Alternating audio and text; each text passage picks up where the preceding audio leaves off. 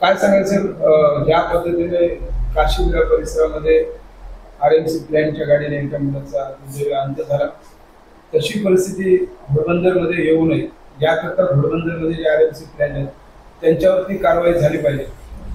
असं आहे की घोडबंदरला जे RMC प्लांट आहेत ना, याच्यामध्ये तात्कालीन महापालिकेच्या अधिकाऱ्यांनी काही नियम घालून दिले होते, काही अटी शर्ती घातल्या होत्या आणि प्रदूषण नियंत्रण बोर्डचं NOC आणायची महापालिकेने वेळोवेळी घालून दिलेली बंधनं आहेत. ती महापालिकेच्या ठरावाप्रमाणे I2 झोनमध्ये प्लांट असावेत, लोकवस्तीपासून किमान 500 मीटर दूर असावेत, असे सगळे लोकांना त्यांनी अटीशर्ती घातल्या होत्या. परत त्यानंतर नवीन धोरणाप्रमाणे स्प्रिंकलर बसवणं, नॉईज पोल्युशन टाळण्यासाठी मशिनरी यंत्रणा बनवणं, 20 मीटर उंचीचे पत्रे लावणं, नेट लॉन लावणं, ह्या सगळ्या गोष्टी त्यांना सांगितलेल्या आहेत. परंतु ग्रीन नेट लावायला सांगितलेले. आता किती लोक काय करतात माहिती नाही. आम्ही मागे एक डेलिगेशन घेऊन गेलो आणि ह्या नवीन आयुक्तांना देखील आम्ही निवेदन दिलं की आमच्या गावात मोठ्या प्रमाणात लोक आजारी पडत आहेत. 31 तर TBचे पेशंटची नोंद झाली. तर त्यांनी सांगितलं की जे नियमानुसार आहेत ना त्यांना मी ठेवेन. ज्यांनी नियमांचा अटी शर्तींचा भंग केला आहे त्यांच्यावरती मी पर डे ₹1,00,000 पेनल्टी आहे. पण ते आजपर्यंत लागले नाही. आणि टँकरचं तुम्ही सांगता तर रस्त्याला एवढे उभे असतात का एक दिवशी सगळे ग्रामस्थच चिडले आणि पोलिसला गेले.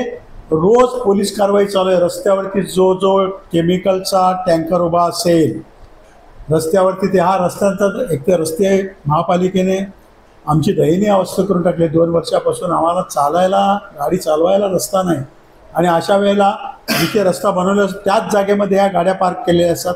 भयंकर परिस्थिती आहे. महापालिकेने स्थानिक स्वराज्य संस्थेचा विचार केला पाहिजे. नागरिकांनी किती पत्र लिहावी. आता आमदारांनी पत्र लिहिल्या, पण पत्र लिहिण्यापेक्षा ज्या स्थानिक स्वराज्य संस्थेने कारवाई करणं अपेक्षित आहे, कारण सर्वाधिकार त्यांचे आहे, तीच महानगरपालिका याविषयी फार बोटचेपत धोरण घेते. त्यांनी बेकायदेशीर असतील किंवा नियमांचा भंग करत असतील त्यांच्यावरती दंडात्मक कारवाई केली पाहिजे किंवा ते रद्द केली पाहिजे. आणि हे जे अपघात झाला ना, तसा अपघात आमच्याकडे होऊ शकतो. या रस्त्या एवढा मोठा गाव आहे, ह्या घोडबंदर परिसर सगळे लोक ह्याच रस्त्याने वाहतूक करत असतात. रोज ट्रॅफिक असतो. अतिशय चुकीचं आहे. ह्याच्यावरती पोलिसांनी तर रोजचा बंदोबस्त ठेवला पाहिजे असं माझं मत आहे. धूळ मातीने त्रस्त झालेले घोडबंदर रहिवासी जे गावाले जे आहेत त्यांना वारंवार ह्या सामना करावा लागतो धूळ मातीचा. कुठेतरी हे प्लॅन्ट बंद करण्याचा निर्णय गावकऱ्यांनी घेतलेला आहे. तुमची भूमिका काय असणार? बंद झाले पाहिजेत. ढोले साहेबांकडे डेलिगेशनमध्ये मी गेलो होतो. याच्या आधी या भूमिका घेतली तेव्हा आमच्या भावाने त्या जो प्लांट सुरू केला होता तो मी बंद करायला लावला. 2.5 वर्ष तो प्लांट बंद होता. मग सर्व प्लांटवाल्यांना माझ्या कार्यालयात बोलवलं आणि सगळ्यांना सांगितलं शासनाने घालून दिलेल्या सर्व अटी शर्तींचं पालन करा. पण अटी शर्ती सांभाळण्यापेक्षा मला वाटतं कोणाच तरी हित जपण्यामध्येच हे लोक माहेर झाले. त्याच्यामुळे महापालिकेने याची पूर्णतः चौकशी करावी आणि जे इलिगल असेल त्याला तातडीने पायबंद करावा. जर पायबंद घालण्यात नाही आला तर तुमची भूमिका पुढे काय असणार?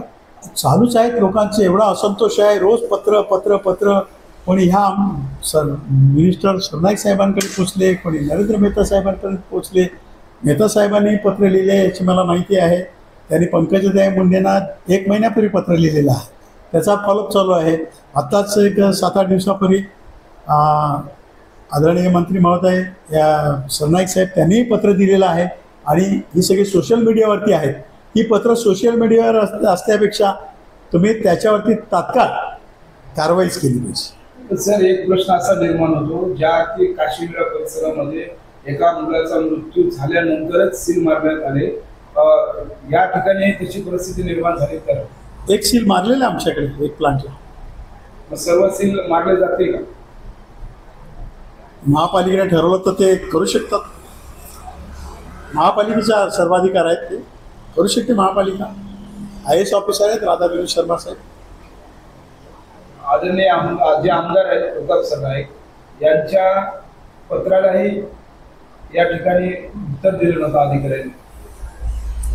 नाही ना, अधिकारी कसं झालंय, लोकप्रतिनिधींचा जो प्रभाव अधिकाऱ्यांवरती होता तो राहिला नाही. ते आता त्यांच्यावरती कोणाचं कंट्रोल नाही. त्यांना जे जे हित साधता येईल ते सगळं साधलं जाते. जेवढे फेरीवाले तुम्हाला या शहरात कधी दिसले नसेल तेवढे आता दिसतात. हे कोणामुळे चालते? महापालिकेमुळेच चालते ना. महापालिकेने ठरवलं ते एक फेरीवाला पण रस्त्यावर बसू शकणार नाही, ते एक इलिगल कन्स्ट्रक्शन पण चालणार नाही. आता सगळंच चाललं. ज्या ज्या गोष्टी कंट्रोलमध्ये होत्या त्या सगळ्या आता कंट्रोल हाताबाहेर गेलेल्या आहेत. त्या अधिकाऱ्यांचाच आशीर्वाद आहे त्यांना म्हणून